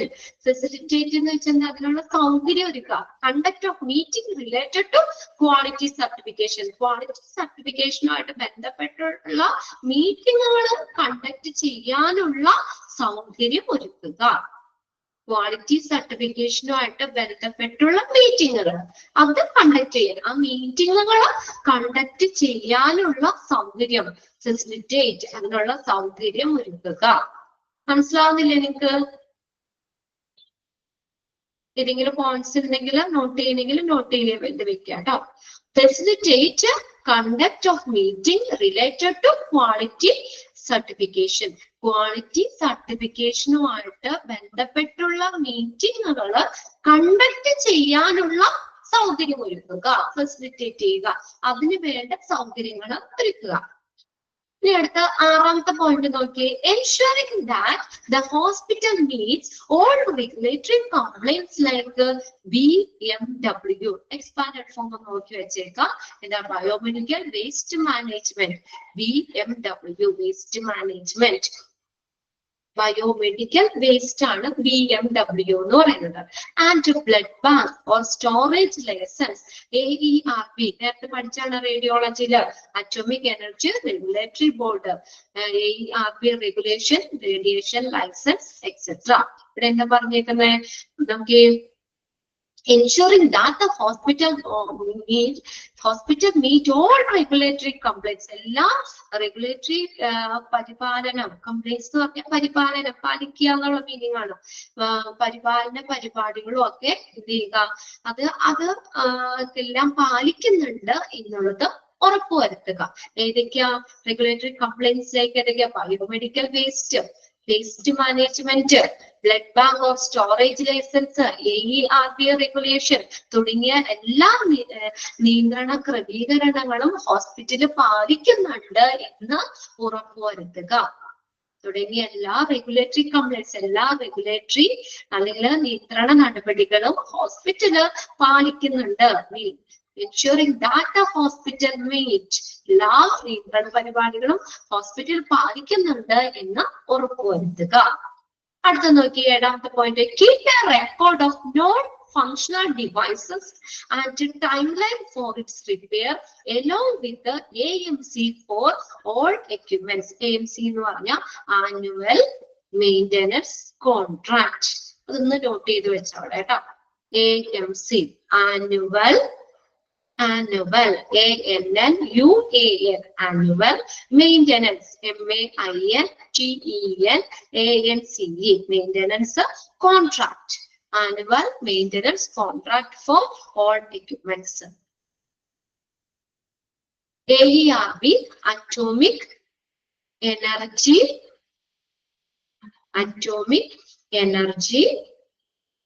regulatory board നമ്മൾ പഠിച്ചതാണ് നേരത്തെ. Atomic Energy Regulatory Board. Okay. Keep a record of non-functional devices. Non-functional devices. അവരുടെ ഫംഗ്ഷൻ പ്രവർത്തിക്കാത്ത ഡിവൈസുകൾ അതിന്റെയൊക്കെ റെക്കോർഡുകൾ കീപ്പ് ചെയ്യുക. And time line for its repair. പിന്നെ അത് റിപ്പയർ ചെയ്യാനുള്ള ഒരു ടൈം ലൈൻ ഉണ്ടല്ലോ, അതും ഒക്കെ with the AMC annual maintenance contract along with അതിന്റെ കൂടെ തന്നെ നമ്മൾ എല്ലാ എക്യുപ്മെന്റ്സുകളുടെയും നമ്മൾ ആ ടൈം ലൈനും പിന്നെ നോൺ ഫങ്ഷണൽ ഡിവൈസുകളുടെയും റെക്കോർഡുകൾ എന്ത് ചെയ്യുക, കീപ്പ് ചെയ്യുക, സൂക്ഷിക്കുക എന്നുള്ളത്. അപ്പൊ അവിടെ നോൺ ഫങ്ഷണൽ ആയിട്ടുള്ള ഫങ്ഷൻ ചെയ്യാത്ത ഡിവൈസുകൾ ഉണ്ട്, അതിനുമായിട്ട് ബന്ധപ്പെട്ട റെക്കോർഡുകൾ, അതിന്റെ ടൈം ലൈന് എത്ര റിപ്പയറിന് എടുക്കാനുള്ള ടൈം ലൈന് ഇതൊക്കെ കാണിക്കുന്ന റെക്കോർഡുകൾ AMCയുടെ ഒപ്പം തന്നെ എന്ത് ചെയ്യുക, എല്ലാ എക്യുപ്മെന്റ്സിന്റെയും റെക്കോർഡുകൾ അവിടെ കീപ്പ് ചെയ്യുക എന്നുള്ളത്. ഇനി അടുത്ത് നോക്കി 8ാമത്തെ point, planning and workout modalities. Modalities എന്ന് വെച്ചാൽ രീതികളാണ്, modalities രീതികൾ. Towards upliftment എന്ന് പറഞ്ഞാൽ ഉന്നമനം.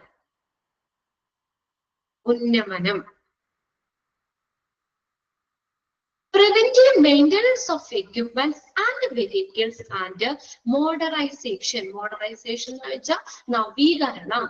Modernization, നവീകരണം. Okay, planning and workout modalities towards the upliftment, preventive maintenance of equipments and vehicles and modernization of hospital. അപ്പൊ നമ്മൾ എന്ത് ചെയ്യുക, മോഡലിറ്റീസ് രീതികൾ നമ്മൾ എന്തിനു വേണ്ടിയിട്ടുള്ള towards the upliftment, ഹോസ്പിറ്റലിന്റെ ഉന്നമനത്തിന് വേണ്ടിയുള്ളത്. ഓക്കെ, ഹോസ്പിറ്റലിന്റെ ഉന്നമനം, അപ്ലിഫ്റ്റ്മെന്റ്, അതിന്റെ പുരോഗതിക്ക് വേണ്ടിയുള്ളത്. എക്യുപ്മെന്റ്സുകളുടെ പ്രിവെന്റീവ് മെയിൻ്റെനൻസ് എക്യുപ്മെന്റ്സ് ആൻഡ് വെഹിക്കിൾസിന്റെ എക്യുപ്മെന്റിന്റെ ഒക്കെ പ്രിവെന്റീവ് മെയിൻ്റെനൻസിന്, പിന്നെ അതിന്റെ മോഡറൈസേഷൻ ഓഫ് ഹോസ്പിറ്റലിന്റെ നവീകരണത്തിന് വേണ്ടി ഒക്കെ ഉള്ള എന്താണ് ഈ പരിപാടികള്, കാര്യങ്ങളൊക്കെ എന്ത് ചെയ്യുക, രീതികൾ തുടങ്ങിയവയ്ക്ക് വേണ്ടിയുള്ള രീതികള്, മോഡലിറ്റീസ് രീതികള് എന്ത് ചെയ്യുക, പ്ലാൻ ചെയ്യുക, ആസൂത്രണം ചെയ്യുക, അത് വർക്ക്ഔട്ട് ചെയ്യുക.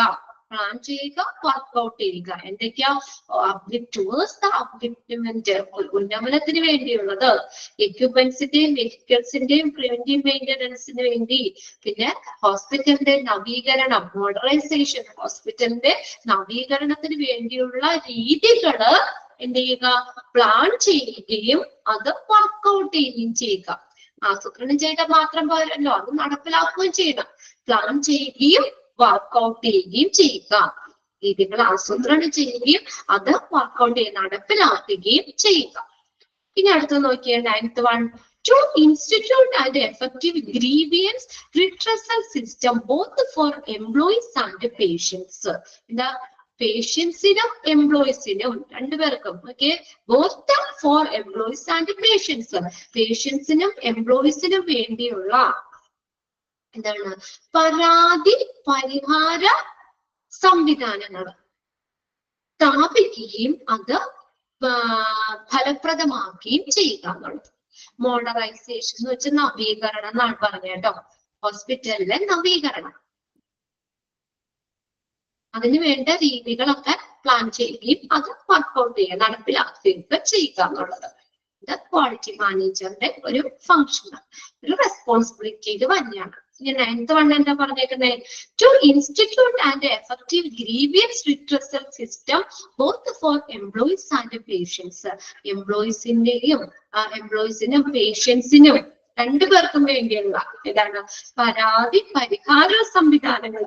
ഗ്രീവിയൻസ് റിട്രസൽ സിസ്റ്റം, പേഷ്യൻസിനും എംപ്ലോയീസിനും വേണ്ടിയുള്ള പരാതി പരിഹാര സംവിധാനങ്ങൾ സ്ഥാപിക്കുകയും അത് ഫലപ്രദമാക്കുകയും ചെയ്യുക.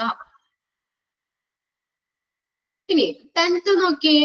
Strengthen of hospital MIS KPI and report action taken. Strengthen ചെയ്യുക ഹോസ്പിറ്റൽ MI എന്ന് പറഞ്ഞ മാനേജ്മെന്റ് ഇൻഫർമേഷൻ സിസ്റ്റം. നോട്ട് ചെയ്തിട്ടോ, മാനേജ്മെന്റ് ഇൻഫർമേഷൻ സിസ്റ്റം. അല്ലെ ഏത് എക്സ്പാൻഡഡ് ഫോമാ ചോദിക്കാന്ന് അറിയില്ല. എന്തായാലും ക്വസ്റ്റ്യൻ പേപ്പർ എടുത്തു കഴിഞ്ഞാൽ 2-3 എണ്ണം എന്തായാലും ഉണ്ടാവും എക്സ്പാൻഡഡ് ഫോം എഴുതാനായിട്ട്. MIS management information system. MIS KPI key performance indicator, അത് പഠിച്ചിട്ടുണ്ടല്ലോ. കീ പെർഫോമൻസ് ഇൻഡിക്കേറ്റർ,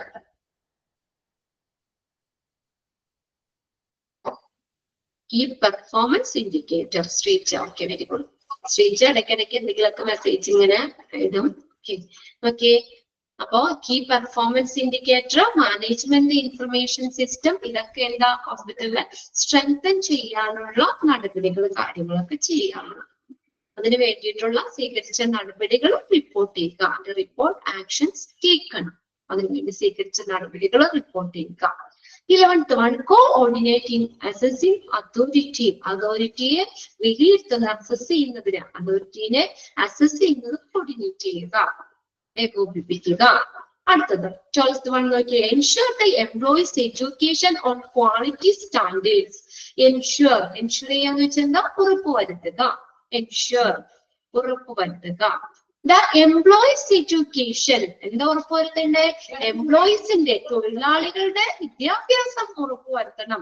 എങ്ങനെയാ? ഓൺ ക്വാളിറ്റി സ്റ്റാൻഡേർഡ്, നല്ല ഒരു ഗുണനിലവാരമുള്ള ആ ഒരു സർവീസ്, അല്ലെങ്കിൽ ആ ഒരു നല്ലൊരു ക്വാളിറ്റി സ്റ്റാൻഡേർഡ്, ഗുണനിലവാരമുള്ള സ്റ്റാൻഡേർഡിലൂടെ തന്നെ എംപ്ലോയീസിന്റെ എഡ്യൂക്കേഷൻ എൻഷുർ ചെയ്യണം, ഉറപ്പുവരുത്തണം. അപ്പൊ നല്ല ക്വാളിറ്റി നിലനിർത്തിക്കൊണ്ട് തന്നെ, അല്ലെങ്കിൽ അതുമായിട്ട് ബന്ധപ്പെട്ടൊക്കെ എന്താണ് എംപ്ലോയീസിന്റെ എഡ്യൂക്കേഷൻ ഉറപ്പുവരുത്തുക, എൻഷുർ ചെയ്യുക. ഇനി last point, responsible for framing and organise the hospital committee. ഹോസ്പിറ്റലിലെ കമ്മിറ്റികള് ഫ്രെയിം ചെയ്യുന്നതിനും ഓർഗനൈസ് ചെയ്യുന്നതും ഇതിനുള്ള ഉത്തരവാദിത്വമുണ്ട്. Okay, responsible for framing, frame ചെയ്യുക എന്ന് വെച്ചാൽ ഫ്രെയിം ചെയ്യുക, രൂപീകരിക്കുക. ആൻഡ് ഓർഗനൈസ് ചെയ്യുക എന്ന് വെച്ചാൽ സംഘടിപ്പിക്കുക. ഹോസ്പിറ്റൽ കമ്മിറ്റി ഫ്രെയിം ചെയ്യുന്നതിന്, രൂപീകരിക്കുക. പല കമ്മിറ്റികളുണ്ടല്ലോ. അപ്പൊ അതിനകത്ത് ഹോസ്പിറ്റലിലെ കമ്മിറ്റികള് രൂപീകരിക്കുന്നതിനും ഓർഗനൈസ് സംഘടിപ്പിക്കുന്നതിനുമുള്ള ഉത്തരവാദിത്വം ഉണ്ട്. Responsible for framing and organize the hospital committees. അത്രയും കാര്യങ്ങളാണ്, 13 പോയിന്റ്സ് ആണ്. ജസ്റ്റ് നിങ്ങളൊന്ന് വായിച്ച് വെച്ചേക്കുക കേട്ടോ. ക്വാളിറ്റി മാനേജറിന്റെ ജോബ് റെസ്പോൺസിബിലിറ്റി. 7th വൺ ആണോ? ഓക്കെ, 7th വൺ ഒന്നുകൂടി നോക്കി. Keep a record of non-functional devices at a timeline for its repair along with the AMC for all equipments. എല്ലാ എക്യുപ്മെന്റ്സുകളും, അതായത് നോൺ ഫങ്ഷണൽ ആയിട്ടുള്ള ഡിവൈസുകളില്ലേ, ഉപകരണങ്ങളില്ലേ, പ്രവർത്തിക്കാത്ത രീതിയിലുള്ള ഉപകരണങ്ങള്, പിന്നെ അത് റിപ്പയർ ചെയ്യാനുള്ള ഒരു ടൈം ലൈൻ ഉണ്ടല്ലോ, അതുമായിട്ടുള്ള ബന്ധപ്പെട്ട് വരുന്ന റെക്കോർഡുകൾ ഏതിന്റെ കൂടെ നിന്നുകൊണ്ട് along with the AMC എന്ന് പറഞ്ഞ annual maintenance annual AMC, annual maintenance contract. അതിന്റെ കൂടെ അല്ലെങ്കിൽ അതിന് നിന്നുകൊണ്ട് തന്നെ നമ്മൾ എന്താ ഹോസ്പിറ്റലിൽ കോൺട്രാക്ട് ആണ്, ആനുവൽ മെയിൻ്റനൻസ് കോൺട്രാക്ട് ആണ് AMC എന്ന് പറഞ്ഞ അത് എലോങ് വിത്ത് അതിനോടൊപ്പം തന്നെ നിന്നുകൊണ്ട് ഹോസ്പിറ്റലിലെ പ്രവർത്തിക്കാത്ത നോൺ ഫങ്ഷണൽ ആയിട്ടുള്ള ഡിവൈസുകൾ റിപ്പയറിനുള്ള ടൈം ലൈന് എന്നിവയൊക്കെ കാണിക്കുന്ന റിപ്പോർട്ടുകൾ എന്ത് ചെയ്യുക, കീപ്പ് ചെയ്യുക, സൂക്ഷിക്കുക എന്നുള്ളത്. 11th ആണോ? 11. അടുത്ത കോർഡിനേറ്റ് അസസിങ് അതോറിറ്റി. അതോറിറ്റിനെ അസസ് ചെയ്യാന്ന് വെച്ചാൽ വിലയിരുത്തുക. ആ ഒരു അതോറിറ്റിനെ വിലയിരുത്തുന്നതിന് എന്ത് ചെയ്യുക, കോർഡിനേറ്റ് ചെയ്യുക എന്നാണ്. കോർഡിനേറ്റ് ഇൻ ഉള്ളില് എന്നുള്ളതാണ് അസസിങ് അതോറിറ്റി. അതിനകത്ത് ആ അതോറിറ്റിനെ ഒരു വിലയിരുത്തുന്ന കാര്യങ്ങളിൽ കമ്മിറ്റിയിലുള്ള ആളുകളോ എല്ലാവരുമായിട്ട് എല്ലാവരും കോർഡിനേറ്റ് ചെയ്ത് ഏകോപിപ്പിക്കുക എന്നുള്ള മീനിങ്. എല്ലാവരും കോർഡിനേറ്റ് ചെയ്തുകൊണ്ട് തന്നെ ആ ഒരു അതോറിറ്റി അതിനെ അസസ് ചെയ്യുക എന്നുള്ള മീനിങ്. Okay, 13 points. അതൊന്ന് നിങ്ങളൊന്ന് ഒരു പ്രാവശ്യമൊക്കെ ഒന്ന് വായിച്ചിട്ടാലും 1-2 പ്രാവശ്യം വായിച്ച് ഏകദേശം നിങ്ങൾക്ക് അറിയാം. പിന്നെ അതിനകത്ത് നിന്ന് എക്സ്പാൻഡഡ് ഫോം ഉള്ളതൊക്കെ നമ്മൾ നോട്ട് ചെയ്തെടുത്തിട്ടുണ്ട്.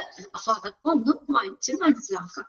ഇനി നമുക്ക് മുന്നിൽ നിൽക്കുന്ന ഒരു ചാപ്റ്റർ എന്ന് പറഞ്ഞാൽ an overview of health and hospital administration എന്ന് പറഞ്ഞൊരു ചാപ്റ്റർ ആണ്. അത് നമ്മൾ ഓൾറെഡി നമ്മൾ പഠിച്ചതാണ്. പഠിച്ചില്ലേ നിങ്ങൾ? ഹെൽത്ത് ഹോസ്പിറ്റൽ അഡ്മിനിസ്ട്രേഷൻ പഠിച്ചില്ലേ? റെസ്പോൺസിബിലിറ്റി ഓഫ് ഹോസ്പിറ്റൽ അഡ്മിനിസ്ട്രേഷൻ അത് പഠിച്ചില്ലേ? റെസ്പോൺസിബിലിറ്റി പഠിച്ചോ? റെസ്പോൺസിബിലിറ്റി അപ്പൊ അതിനകത്തൊക്കെ നമ്മൾ കുറെ പറയുന്ന കാര്യങ്ങളൊക്കെയാണ് അതിനകത്ത് പറഞ്ഞത്. എന്താണ്? ഫസ്റ്റ് ഇൻട്രൊഡക്ഷൻ ആണ് ഹെൽത്ത് അഡ്മിനിസ്ട്രേഷൻ അല്ലെങ്കിൽ ഹോസ്പിറ്റൽ അഡ്മിനിസ്ട്രേഷൻ എന്ന് പറയുന്നത് എന്താണ്, പിന്നെ അതിന്റെ സ്കോപ്പ്, പിന്നെ റോള് ഹോസ്പിറ്റൽ. അതൊക്കെ നമ്മൾ ഹോസ്പിറ്റൽ അഡ്മിനിസ്ട്രേഷൻ എന്ന് പറഞ്ഞ ചാപ്റ്റർ പഠിച്ചപ്പോൾ കുറെയൊക്കെ പറഞ്ഞ കാര്യങ്ങളൊക്കെ തന്നെയാണ്. റോള്, പിന്നെ what is health care administrator ആരാണ്, നമുക്ക് എങ്ങനെ how to become a health care administrator, എങ്ങനെ നമുക്കൊരു ഹെൽത്ത് കെയർ അഡ്മിനിസ്ട്രേറ്റർ ആവാം, പ്രിൻസിപ്പിള്, കുറച്ച് പോയിന്റ്സ് ഉണ്ട്. പിന്നെ ഒബ്ജക്റ്റീവ്സ് ഉണ്ട് കുറേ. അത് ഇമ്പോർട്ടന്റ് ആയിട്ടുള്ളത് ഇതുപോലെ തന്നെ ഞാൻ നോട്ട് ചെയ്ത് തരാം. 3rd 4th വലിയ ചാപ്റ്റേഴ്സ് ആയതുകൊണ്ടാണ് നിങ്ങൾക്ക് ഫുള്ള് ഇരുന്ന് പഠിക്കാൻ ബുദ്ധിമുട്ടുള്ള ഒരു ഇതുള്ളത് കൊണ്ടാണ് ഇമ്പോർട്ടന്റ് സെക്ഷനുകൾ ഇതെന്ന് പറഞ്ഞ് എന്തായാലും നോക്കണം. അത് ഉദ്ദേശിച്ചിട്ടാണ് ഇമ്പോർട്ടന്റ് എന്ന് പറഞ്ഞ് നോട്ട് ചെയ്തിടുന്നത്. എല്ലാ ടീച്ചേഴ്സും ഈ 3rd 4th മൊഡ്യൂൾ എടുത്തപ്പോ അപ്പൊ തന്നെ നോട്ട് ചെയ്ത് തരുന്നുണ്ടല്ലോ നിങ്ങൾക്ക്, അണ്ടർലൈൻ ചെയ്യാനുള്ളത്, ഇമ്പോർട്ടന്റ് ആയിട്ടുള്ള നോട്ട് ചെയ്യാനുള്ളത്. അതൊക്കെ പ്രത്യേകം നിങ്ങൾ കോൺസെൻട്രേറ്റ് ചെയ്ത് പഠിക്കാം. അപ്പൊ നിങ്ങള് ഇപ്പൊ എന്താ പറയാ ആ ഒരു ഏരിയ എന്തായാലും പഠിക്കാതിരിക്കരുത്. അതിന് വേണ്ടിയിട്ടാണ് അങ്ങനെ നോട്ട് ചെയ്ത് തന്നത്. എന്നുവെച്ചാൽ നമുക്ക് അതെങ്കിലും നിങ്ങൾ എന്താ പഠിക്കണം. എന്നുവെച്ചാൽ വളരെ ബാക്കിൽ നിൽക്കുന്നവര്, പഠിക്കാൻ സമയമില്ലാത്തവര് അല്ലെങ്കിൽ അങ്ങനെയുള്ളവർക്കൊക്കെ വേണ്ടിയിട്ട് അവരെങ്ങനെയെങ്കിലും എന്താ പറയാ എക്സാമിനൊക്കെ നമുക്ക് ഒരു നല്ലൊരു മാർക്കിലേക്ക് എത്തിക്കാൻ വേണ്ടിയിട്ടാണ് നമ്മൾ ഇമ്പോർട്ടൻറ്റ് സെക്ഷനുകൾ പ്രത്യേകം നോട്ട് ചെയ്ത് തന്നത്. അപ്പൊ അതൊക്കെ നിങ്ങൾ കോൺസെൻട്രേറ്റ് ചെയ്ത് 3rd 4th മൊഡ്യൂളിൽ പഠിച്ചു വെക്കാം കേട്ടോ. ബാക്കിയിട്ട് പഠിക്കണ്ടെന്നല്ല പറഞ്ഞത്, അത് നിങ്ങൾ അതിനോടൊപ്പം തന്നെ എക്സാമിന്റെ ഡേറ്റ് നിങ്ങളുടെ വന്നിട്ടില്ല. നിങ്ങളെ തൊട്ട് മുന്നിലുള്ള ബാച്ചിന്റെ ഒക്കെ എത്തിയെന്നാണ് അറിഞ്ഞത്. അവർക്ക് ഈ സാറ്റർഡേ ടു 3rd 4th മൊഡ്യൂളിന്റെ എക്സാം ഉണ്ട് അവർക്ക്. നിങ്ങളുടെ തൊട്ട് മുന്നിലുള്ള ബാച്ചിൽ സാറ്റർഡേ 21st 3rd 4th മൊഡ്യൂളിന്റെ എക്സാം. നിങ്ങളുടെ ഇപ്പൊ ചാപ്റ്റേഴ്സ് കഴിഞ്ഞിട്ടില്ല, ഇനി ഉണ്ടല്ലോ. അശ്വതി മിസ്സിന്റെ ഉണ്ട് ചാപ്റ്റർ, നിഷ മാമിന്റെ കഴിഞ്ഞിട്ടില്ല, ട്രീസ മാമിന്റെ കഴിഞ്ഞിട്ടില്ല അല്ലെ? അവിടെ ആരുടെയും കഴിഞ്ഞിട്ടില്ല എന്നാണ് പറഞ്ഞത് ചാപ്റ്റേഴ്സ്. നമുക്ക് ഇനി 2 ചാപ്റ്റർ ഉണ്ട്. അപ്പൊ അതില് നമുക്ക് ഒരു ചാപ്റ്റർ നമ്മൾ ഇന്ന് സ്റ്റാർട്ട് ചെയ്യാണ്, an overview of health and hospital administration. Okay, ഇതൊക്കെ ഇൻട്രൊഡക്ഷൻ ആണ്. അതിനകത്ത് ഇമ്പോർട്ടന്റ് ആയിട്ടുള്ളത് അണ്ടർലൈൻ ചെയ്യാം, അതൊന്ന് നോക്കി വെക്കാം. Okay, health administration, meaning of health administration. Overview എന്താ? റെസ്പോൺസിബിലിറ്റി പഠിച്ചില്ല അല്ലെ? അത് പഠിക്കാനുണ്ട് കേട്ടോ. ഇനിയിപ്പോ അടുത്തതുണ്ട് responsibility of health and hospital administration ഉണ്ട്, ചാപ്റ്റർ പഠിക്കാനുള്ളത്. അതിനകത്ത് ഫുള്ള് റെസ്പോൺസിബിലിറ്റി മാത്രമേ പറയുന്നുള്ളൂ. ഓരോരുത്തർക്കുടെയും റെസ്പോൺസിബിലിറ്റികളാണ് വരുന്നത്. ഓക്കെ, ഓവർവ്യൂ എന്ന് വെച്ചാൽ ഒരു അവലോകനം. ഇതിന്റെ health and hospital administrator. Okay, നിങ്ങൾക്ക് ഏതാണ് 4th മൊഡ്യൂളിലേക്ക് വരുന്ന ചാപ്റ്റർ തോന്നുന്നു. എത്രാമത്തെ നമ്പർ ഞാൻ ഓർക്കാനുള്ള. റെസ്പോൺസിബിലിറ്റി ട്രീസ മാം വന്ന് തോന്നുന്നു ഞാൻ എടുക്കുന്നത്.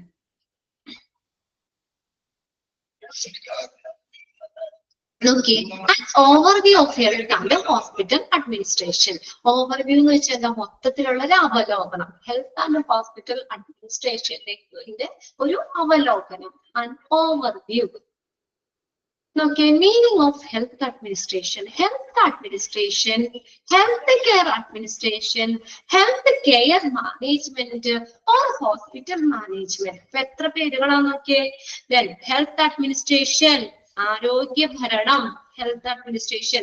ഹെൽത്ത് കെയർ അഡ്മിനിസ്ട്രേഷൻ, ആരോഗ്യ പരിപാലന ഭരണം. Health care management, hospital management, hospital ഭരണം, ഹോസ്പിറ്റൽ പരിചരണ ഭരണം എന്നൊക്കെ നമുക്ക് പറയാം.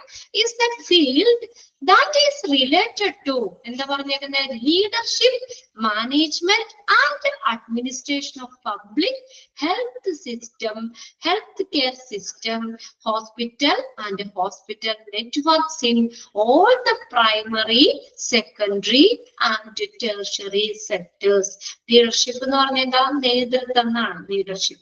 ഇപ്പൊ എന്താ ഇവിടെ പറഞ്ഞേക്കുന്നത്, ഹെൽത്ത് അഡ്മിനിസ്ട്രേഷൻ, പല പല പേരുകളൊന്നും പറയാട്ടോ. ഹെൽത്ത് അഡ്മിനിസ്ട്രേഷൻ ഉണ്ട്, health care administration, health care management, hospital management. ഇതെല്ലാം എന്താണ്, is the field that is related to leadership, management and administration of public health system, healthcare system, hospital and hospital network in all the primary, secondary, tertiary sectors. എല്ലാ primary, secondary, tertiary sectors ile എന്താണ്, public health system, പൊതുജന ആരോഗ്യ സംവിധാനങ്ങള് അല്ലെങ്കിൽ ആരോഗ്യ പരിപാലന സംവിധാനമാണ്. Health care system ഉണ്ട്, പബ്ലിക് ഹെൽത്ത് സിസ്റ്റം, ആരോഗ്യ പരിപാലന സംവിധാനങ്ങള്, ഹോസ്പിറ്റലുകള്, ഹോസ്പിറ്റൽ ശൃംഖലകള്, ഹോസ്പിറ്റൽ നെറ്റ്വർക്ക് എന്നിവയുടെ എന്താണ്, ലീഡർഷിപ്പ്, മാനേജ്മെന്റ് ആൻഡ് അഡ്മിനിസ്ട്രേഷൻ എന്നിവയുമായി ബന്ധപ്പെട്ടുള്ള ഒരു മേഖലയാണ് ഈ ഹെൽത്ത് അഡ്മിനിസ്ട്രേഷൻ അല്ലെങ്കിൽ ഹെൽത്ത് കെയർ അഡ്മിനിസ്ട്രേഷൻ എന്നൊക്കെ പറയുന്നത്. എന്താ, എല്ലാ പ്രൈമറി, സെക്കൻഡറി, ടെർഷ്യറി മേഖലകളിലുള്ള ഏതാണ്, public health system, health care system, hospital and hospital network എന്നിവയുടെയൊക്കെ നേതൃത്വം, ലീഡർഷിപ്പും മാനേജ്മെന്റും അതിന്റെ അഡ്മിനിസ്ട്രേഷനും ഭരണം എന്നിവയുമായി ബന്ധപ്പെട്ട് വരുന്ന ഒരു ഫീൽഡാണ്, മേഖലയാണ് ഹോസ്പിറ്റൽ മാനേജ്മെന്റ്, ഹെൽത്ത് അഡ്മിനിസ്ട്രേഷൻ എന്നൊക്കെ പറയുന്നത്. Health care administrator formulate, control and coordinate medical and health service for organisation and business. അതൊന്ന് അണ്ടർലൈൻ ചെയ്തിട്ട് ആ sentence. Health care administration formulate ചെയ്യാന്ന് വെച്ചാൽ രൂപപ്പെടുത്തുക. ഹെൽത്ത് കെയർ അഡ്മിനിസ്ട്രേറ്റർമാര് health care administrators formulate and control and coordinate, നിയന്ത്രിക്കുന്നു, coordinate ചെയ്യുന്നു, ഏകോപിപ്പിക്കുന്നു. എന്താ, medical and health service for organisation and business. ഒരു ബിസിനസിനും ഒരു ഓർഗനൈസേഷനും വേണ്ടിയുള്ള മെഡിക്കൽ ഹെൽത്ത് കെയർ സേവനങ്ങള് രൂപപ്പെടുത്തുകയും അത് നിയന്ത്രിക്കുകയും അതിനെ കോർഡിനേറ്റ് ചെയ്യുക, ഏകോപിപ്പിക്കുകയും ചെയ്യുന്നു. അണ്ടർലൈൻ ചെയ്തിട്ട് sentence. Health care administrator formulate, control and coordinate medical and health service four organization and business.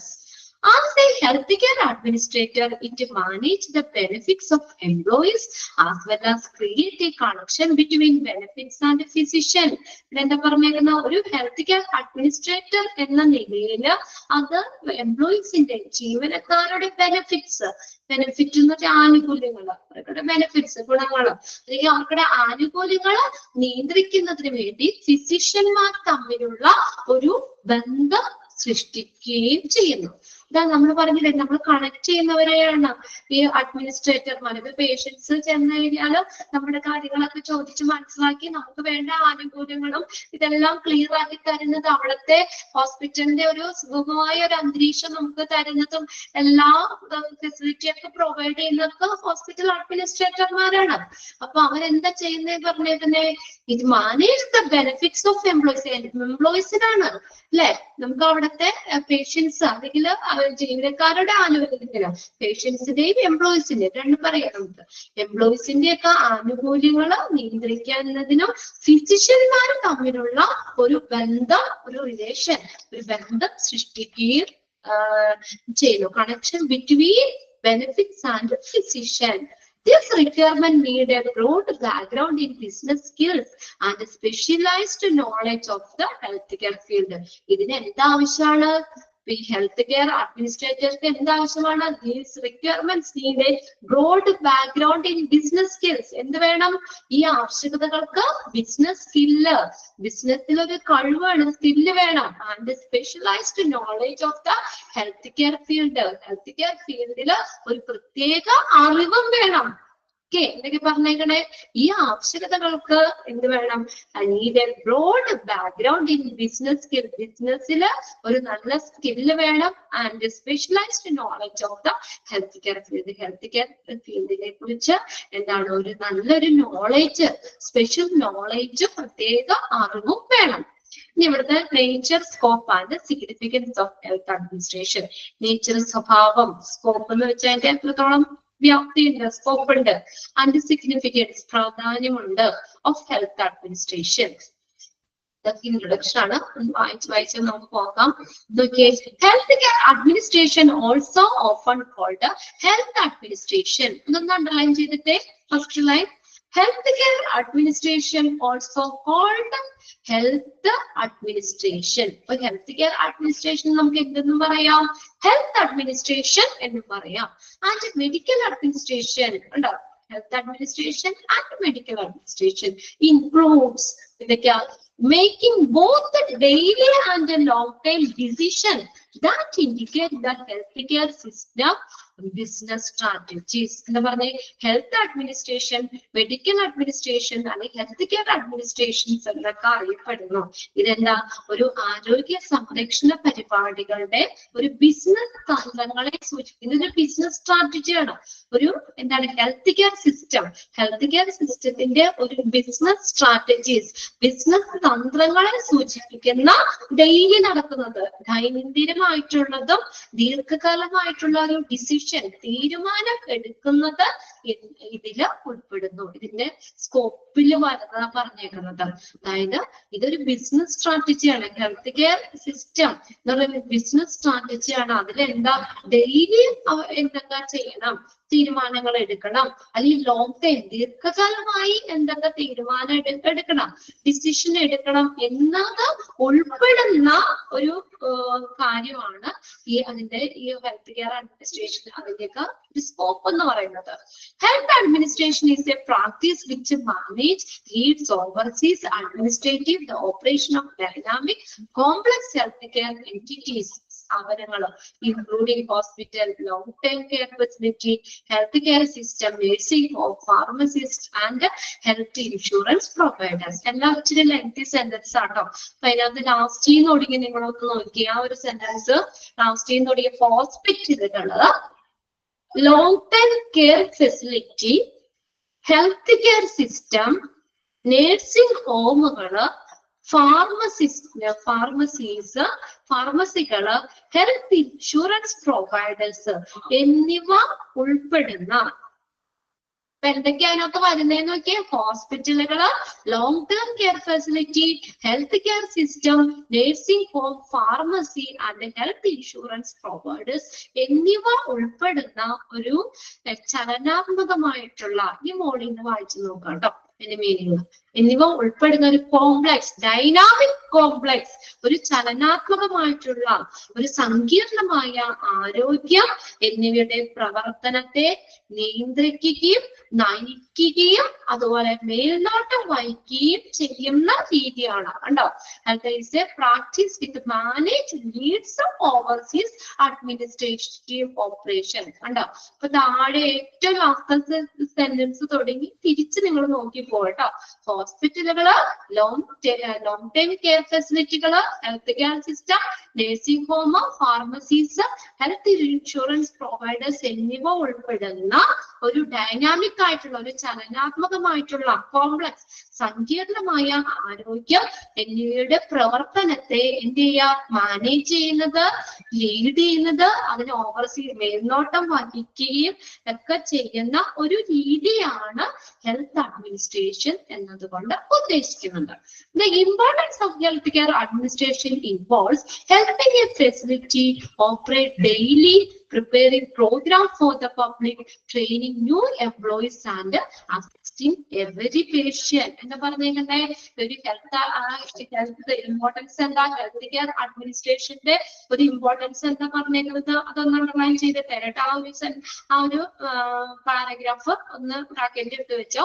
Health care അഡ്മിനിസ്ട്രേഷന്റെ importance എന്ന് പറഞ്ഞാൽ ദിവസേന ഒരു സൗകര്യം പ്രവർത്തിക്കാനായിട്ട് സഹായിക്കാൻ. Helping a facility, helping involves helping a facility operate daily.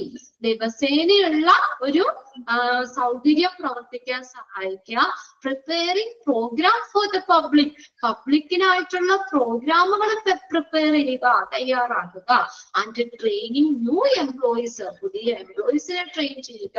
And assisting every patients, എല്ലാ പേഷ്യൻസിനെ assist ചെയ്യുക, സഹായിക്കുക എന്നുള്ളതെല്ലാം ഹെൽത്ത് കെയർ അഡ്മിനിസ്ട്രേഷന്റെ പ്രാധാന്യം എന്നതില് ഉൾപ്പെടുന്നു. ഇതൊന്ന് നോക്കി വെക്കാം. The importance of healthcare administration involves എന്തൊക്കെയാ, helping a facility operate daily, preparing program for the public, പബ്ലിക്കിനായിട്ടുള്ള പ്രോഗ്രാം പ്രിപ്പയർ ചെയ്യുക, പുതിയ എംപ്ലോയീസിനെ ട്രെയിൻ ചെയ്യുക, എല്ലാ പേഷ്യൻസിനെയും അസിസ്റ്റ് ചെയ്യുക എന്നുള്ളതാണ്. അസിസ്റ്റിംഗ് എവരി പേഷ്യൻസ് എന്നുള്ളതൊക്കെ ഏതാണ്, ഈ ഹെൽത്ത് കെയർ അഡ്മിനിസ്ട്രേഷന്റെ ഇമ്പോർട്ടൻസിൽ ഉൾപ്പെടുന്നു. ഓക്കെ, അപ്പൊ ജസ്റ്റ് നമ്മൾ സ്റ്റാർട്ട് ചെയ്തിട്ടുള്ളൂ. ആദ്യമൊക്കെ നമുക്കൊരു ഇൻട്രൊഡക്ഷൻ പോലെ ഒന്ന് വായിച്ചു പോകേണ്ട കാര്യമുള്ളൂ. അതിൽ ഇങ്ങനെയുള്ള പ്രധാനപ്പെട്ട സെന്റൻസുകൾ മാത്രം ഒന്ന് നിങ്ങളൊന്ന് നോക്കി ഒന്ന് വായിച്ചു വെക്കും കേട്ടോ. ഓക്കെ, ബാക്കി നമുക്ക് അടുത്ത ക്ലാസ്സിൽ നോക്കാം. Okay, thank you.